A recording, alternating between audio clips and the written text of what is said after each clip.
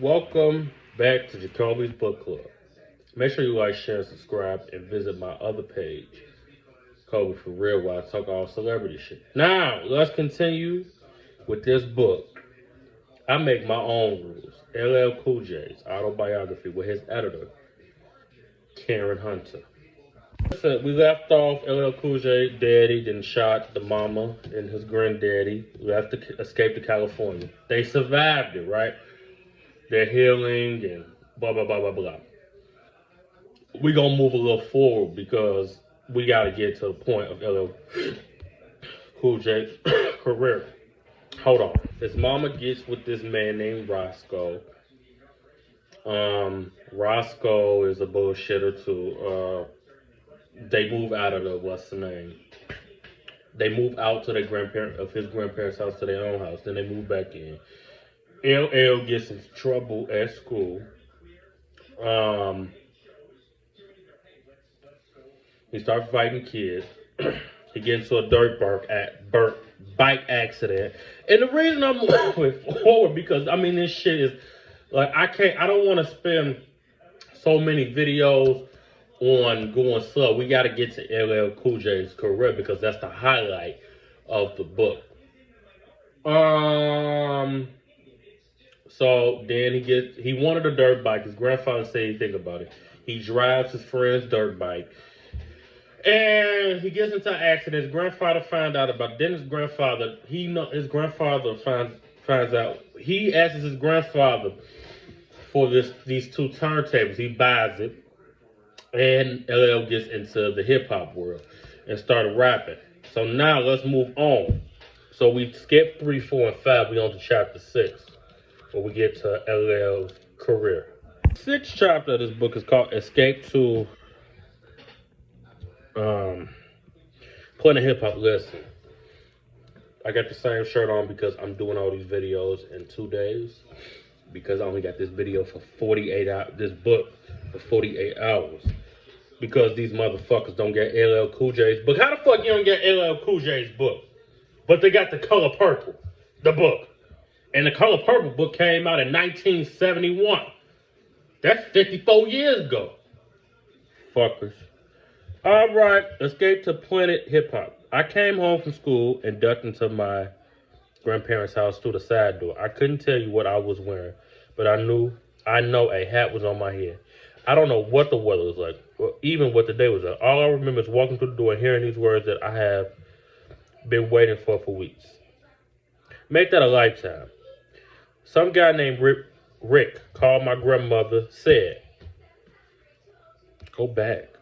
Sorry. But I heard, Todd, you made it. Rick Rubin had finally called suddenly. It seemed that all these months of writing, sending out tapes, getting rejection letters, writing, sending out more tapes, getting rejected again and again had paid off. One phone call made all the pain and torture and perseverance means something. Now listen, Paul. Now, LL Cool J has been writing songs, sending out these demo tapes. Now today you can go on social media and fucking rap and put it on Instagram or TikTok and put all the hashtags. Now imagine this. Look at this again. Let's pause. I had to go wipe my fucking nose. TMZ Live is on in the back. So like I was saying, LL Cool J, has been practicing his craft, sending out demo tapes. Back in the day they didn't have social media. So they would record songs on demo tapes in the studio or in the basement somewhere. And then usually somebody like a manager that they was working with would send the demo tapes out to record labels. LL didn't have any management, so he sent out his own demo tapes. Sidebar, I had some good ass barbecue wings from Peach Fresh Market. That shit was good.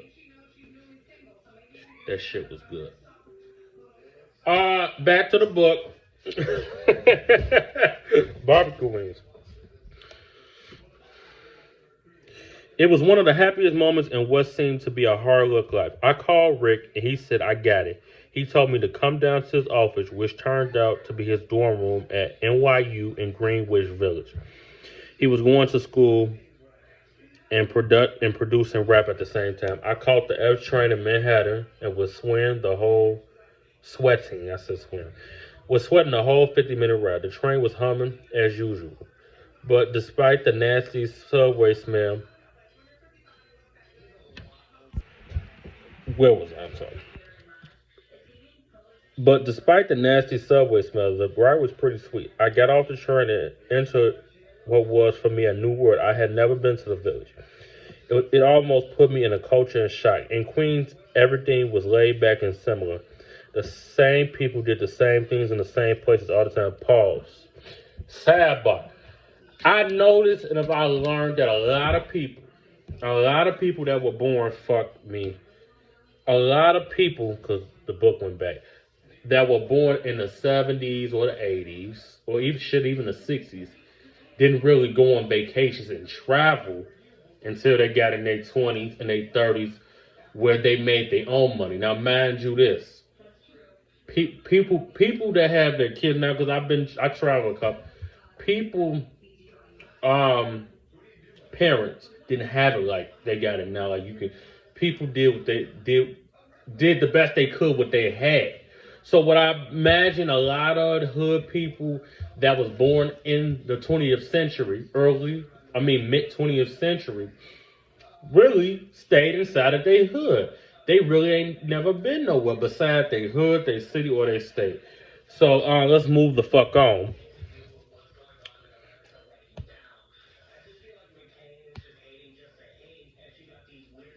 The same people did the same things in the same place all the time. Here, all kinds of people was walking around, and I had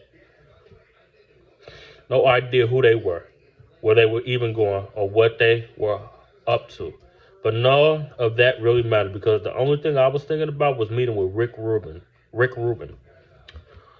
and cutting a deal so I could finally become a rap star. In life, though, nothing is ever easy. Right when I was standing on the verge of getting it off, my grandfather had gotten sick, and I was in and out of the hospital a lot. I guess getting shot was finally catching up with him. He was having liver and kidney problems. So this meeting with Rick Rubin was even more important to me. I wanted to accomplish something big, not just for me, but for my grandfather, who always had my back and who always believed in me. On one of his last trips to the hospital, he had been lying in the bed with the radio on in the background. A song came on, and my grandfather said to my grandmother, "That's Todd on the radio." She knew it.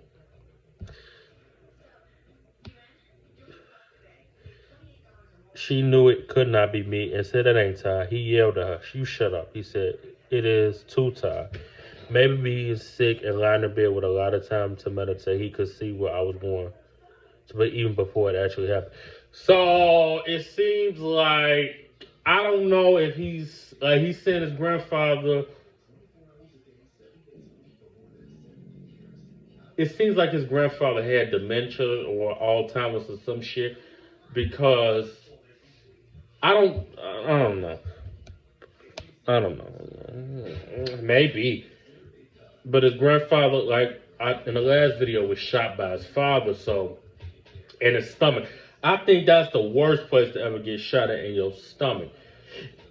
Because shit, your stomach is where your fucking food goes. Listen, that's sad though. That's sad, and then another thing is, damn. Soon as the boy try to make it, some horrible shit happen. But most celebrities say, soon as they make it, some shit happen. So let's move on. I found Rick Rubin's dormitory on University Place. The building had a doorman, and I had to wait for Rick to come down to the lobby to get me.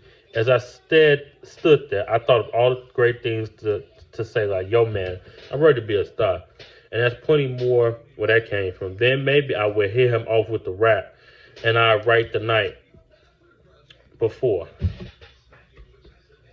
Hit him off with the rap that I wrote the night before. But when he was finally standing there in front of me, all that came out of my mouth was, "Yo, I thought you were black." You know what? See? And I've had moments like that before when I thought I've seen an image of a motherfucker, and I'm like, "Nigga, I thought your motherfucking, oh bitch, I thought your motherfucking ass was tall. That bitch short." Damn. Y'all hear that, Chicago? It's gonna snow this weekend, so be prepared. I've been speaking to Rick for weeks, and I could have sworn he was a black man, but there he was, a white Jewish guy that was a rap producer. Hell no. I always thought that rap music was produced by blacks. It was our music, our vibe. Oh my God. Obviously, I was wrong, and I shook it off. Hey, I didn't care if Rick Rubin was purple and worshiped penguins. He could have been Ronald McDonald as long as I got a record deal. He laughed at my reaction to him and invited me up to the tiny room at the end of the hall. Hold on, everybody, hold on. Mattresses were on the floor and the records and the tapes were thrown everywhere. I could see how my tape had gotten lost. In fact, if it wasn't for A-Rock or the Beastie Boys, I might still be sitting in those tapes. You should see how many Def Jam gets now. Anyway, A-Rock had been chilling in Rick's room, re-merging through all the tapes, and somehow he fished mine out and played it. I guess he liked what he heard and brought it to Rick's attention. My man A-Rock, good looking out, baby. Okay, another thing, older man, if you realize, call each other baby. And my generation, they think that's gay. But anyway, let's move on. Rick and I talked for about an hour, and we did another demo on his equipment. He knew how to program his drum machine. I began to see what real production, even in a dorm room, was all about. I made up a rap right on the spot, and we called it Catch a Break. The hook was like this. If you're looking for a jam, that's what makes you shake. About as wretched and catch a break. See, rapping back then was different from rapping back to fuck now. When we finished, we took the tape over to Russell Simmons' office on Broadway. Rick had told me that Russell was the man, the money man. He could make it all happen. Russell sat behind an old wooden desk in the office, the size of a closet. A receptionist, Haiti Smith, was out on the front. It was a far cry from the high-tech, super luxurious corporate style of fences Russ has now. I'm gonna say it again. Russell said a receptionist, Heidi Smith, was out front. It was a far cry from the high-tech, super luxurious corporate style of fierce Russell has now. Now, did this Russell Simmons? That's when he was starting out. And of course, and my, thing about it is a lot of people think that people just get in the motherfucking game and they got all the shit. No, you have to work to get that big shit. Y'all crazy. LL Cool J crazy.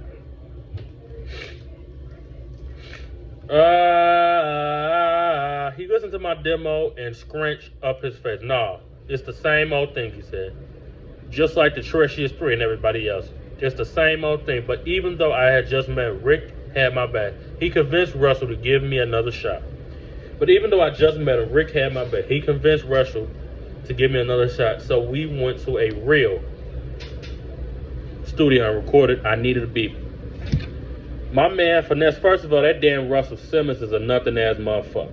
He just didn't want. My thing is, I don't believe that Russell didn't like it. Russell probably wasn't in the motherfucking mood to hear that shit. You know how some people be like, get that shit away from me. I went to the studio and recorded I Needed a Beat. My man Finesse, who did the scratching on the demo, wanted to come, but his parents was hassling him about wasting his time with this rap thing. He was going to La Grangia College, and they told him to make a decision: go to school or be a fool. Parents back then got on my motherfucking nerves. He said he really wanted to go to the studio with me, but he decided to listen to his parents and go to school that day. Now I can admire the decision, but back then it was like, okay, next. Go back, book.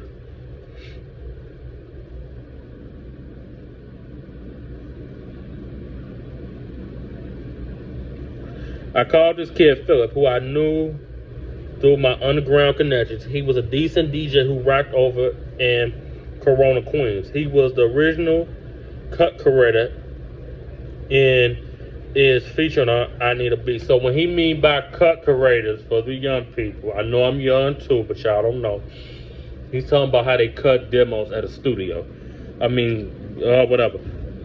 At the studio, I pulled up all the stops. At the studio, I pulled out all the stops. I even called my grandmother. who has become my music consultant over the years. I played the cut over the phone, and she told me it needed more bass. Even though she wasn't particular, go back. Even though she wasn't particular into rap, she knew music. She didn't even have a choice. She didn't even have a choice living with my grandfather. And I knew if I could pull down something my grandmother liked, I would have a hit. She hasn't disappointed me yet. 6 platinum albums. Does LL Cool J, this is 1997, so he probably had. But anyways, Russell really loved I Needed a Beat. And the next day, he and Rick formed Def Jam. Now, make sure you like, share, subscribe, and check out my other YouTube channel where I talk all celebrity shit. Bye.